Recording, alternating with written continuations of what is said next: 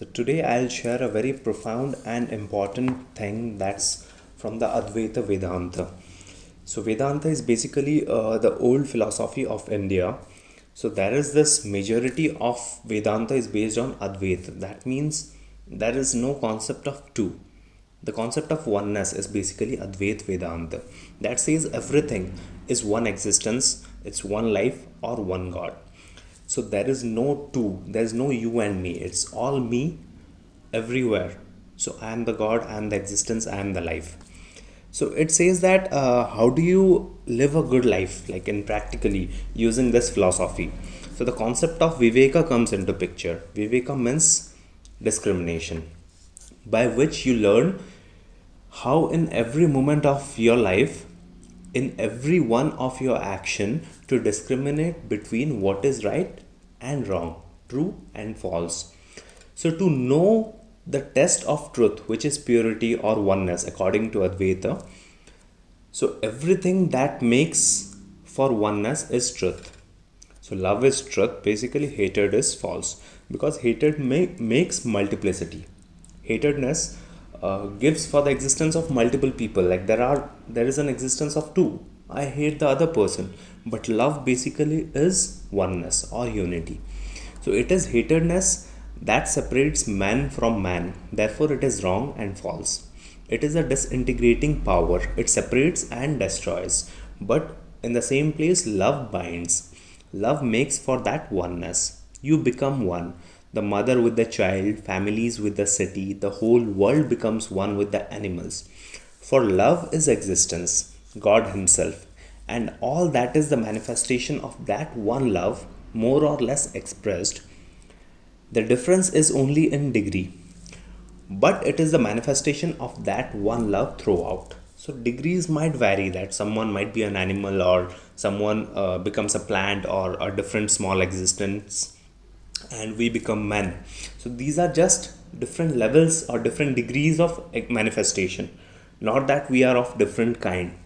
So therefore in all our actions we have to judge whether it is making for diversity or for oneness.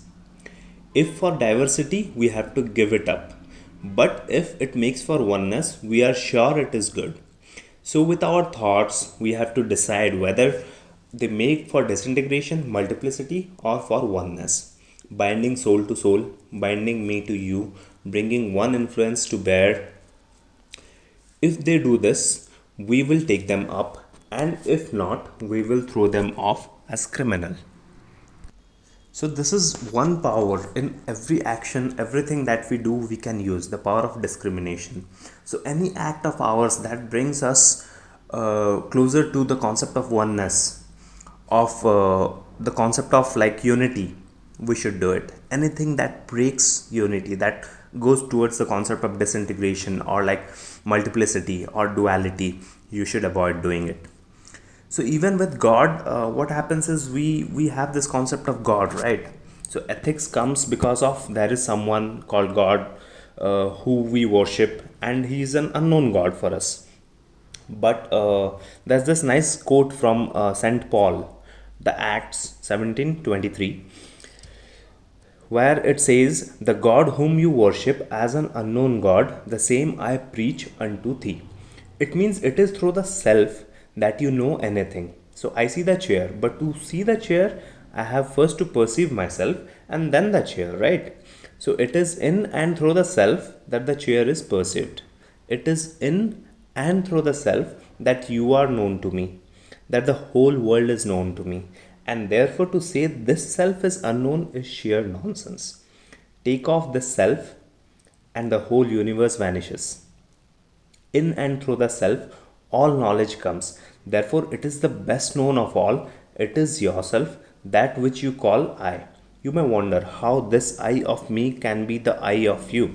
You may wonder how this limited I can be the unlimited infinite. But it is so. The limited is a mere fiction.